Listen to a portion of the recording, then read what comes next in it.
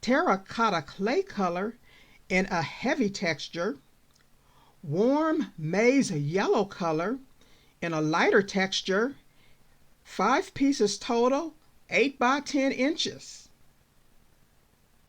This hero piece is a terracotta woven upholstery fabric, and it has a straw look to it. Here's a close-up. Really nice texture. It's kind of a heavier weight, but it's will make a nice piece for a project. And it pairs nicely with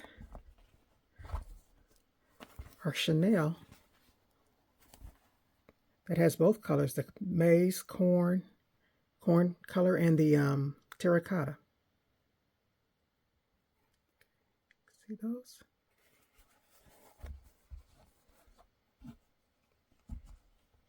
Now, I'm going to do a needle test on this one for our slow stitchers so they can see how easy it is to sew.